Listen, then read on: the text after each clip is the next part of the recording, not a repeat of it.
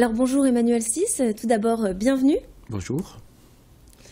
Alors pour commencer, racontez-nous en quelques mots l'histoire de votre nouveau polar intitulé Rock d'enfer. Alors oui, bien sûr, je ne vais pas tout dévoiler, mais ça se passe dans les milieux de la musique rock justement. Et voilà, il y a un groupe émergent qui commence à être connu, qui se produit au Splendide Fever, enfin sur la scène du Splendide. Et puis, quelque temps après, la chanteuse va être assassinée. Et donc, tout l'objet du roman, c'est de trouver qui a fait le coup. C'est un roman dit d'énigme, par énigme, un whodunit, comme on dit. Et puis voilà, alors je ne peux pas en raconter plus parce que ça serait dévoiler déjà un peu la solution, mais mes deux enquêteurs habituels de la PJ vont chercher qui a fait le coup. Alors on va parler un peu de votre parcours également. Donc vous êtes au départ professeur de français, de latin et de grec, si je ne me trompe pas, oui, il y a donc, longtemps. Au collège et au lycée. Voilà. Puis vous êtes entré à l'université donc pour enseigner différentes techniques de communication orale et écrite. À quel moment vous avez décidé de vous lancer dans l'écriture d'un livre ? J'étais déjà à la fac, ici, à la fac de Lille, tout près d'ici, et j'ai eu l'idée.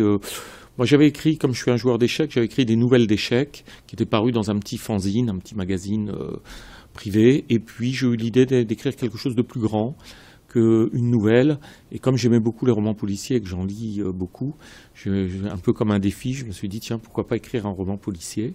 Donc j'ai écrit le premier, qui a été repéré par La Voix du Nord et qui est paru en feuilleton en 2004 dans La Voix du Nord, dans l'édition de Lambersart. Et puis ensuite, la maison d'édition qui est la mienne, Ravensaux, enfin je peux la citer je suppose, n'était pas créée, et puis elle s'est créée par la suite, et j'ai envoyé mon deuxième roman qui est accepté. Voilà. Alors comment ça se passe l'écriture d'un premier livre? On écrit quelques lignes, puis on s'arrête, puis on trouve l'inspiration. Comment ça se passe? Moi personnellement, alors chacun pour discuter avec les collègues, on a chacun un peu notre idée, notre façon de faire surtout.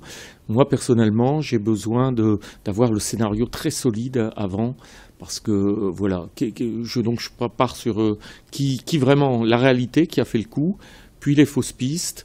Puis les indices qui permettront quand même au lecteur de trouver. Donc voilà. Et seulement après, je commence à écrire. Donc c'est quand même très structuré. Dans ce type de roman, je ne pense pas qu'on puisse... Enfin moi, personnellement, j'ai du mal. Je ne peux pas improviser. Et alors, l'histoire se déroule à Lille. Vous faites donc référence à beaucoup de lieux lillois. J'imagine donc que c'est un moyen pour les lecteurs de visualiser le scénario. C'est ce qui plaît ? Oui, dans la collection, c'est vraiment ce qui plaît dans cette collection régionale. Enfin, entre autres, j'espère quand même qu'il y a aussi la solidité de l'intrigue, les personnages et d'autres choses. Mais c'est vrai que c'est un plus, peut-être, dans les romans policiers régionaux. Quand on dit Place de la République à Lille, quand on dit Boulevard de la Liberté, ça parle aux gens. Quand on cite d'autres villes aussi, les gens peuvent retrouver les endroits, peuvent imaginer. C'est beaucoup mieux que sur une ville imaginaire, complètement, quoi. Donc c'est ça qui est, à mon avis, un des succès de la collection, une des raisons du succès de la collection. Et alors quand on commence à écrire un premier livre, un deuxième livre, est-ce qu'on ne peut plus s'arrêter ? On attrape le virus un peu, oui, c'est vrai que tous les collègues, après le premier, ils en ont fait un deuxième. C'est le plaisir, si vous voulez, d'écrire, le plaisir de faire partager quelque chose au lecteur. On se dit parfois, voilà, maintenant, pile au moment où je vous parle, il y a peut-être quelqu'un quelque part dans la région qui lit le bouquin, qui prend du plaisir avec. Et donc c'est ça, quoi. Et d'ailleurs, les gens, on peut les rencontrer lors de dédicaces. C'est le côté sympa, de faire partager quelque chose sans aucun message politique là-dedans. C'est vraiment le plaisir de faire passer un bon moment aux gens. Vous voyez, quand ils me disent, finalement, je l'ai lu sur un jour, 2 jours ou une nuit, moi je me dis, après tout, voilà, le but est atteint. C'était ça le but.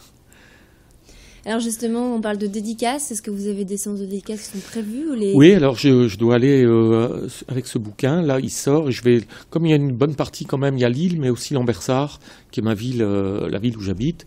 Je dédicacerai à la librairie Autant Lire, qui est avenue de Dunkerque, le 31, je crois, le samedi, dans une dizaine de jours. Et j'irai aussi à la médiathèque Eugène Dutoit de Lambersart le 14 février. C'est là où se situe d'ailleurs l'intrigue, comme je les connais bien. Et puis après, je pense qu'il y aura encore d'autres choses. Enfin, c'est le début. Je dois discuter avec l'éditeur du programme. Mais c'est un bon moment, ça, les rencontres avec les lecteurs. Parce que quand on écrit, on est tout seul. Et finalement, on ne sait jamais. Et puis quand on commence à discuter avec les gens, c'est un moment d'échange.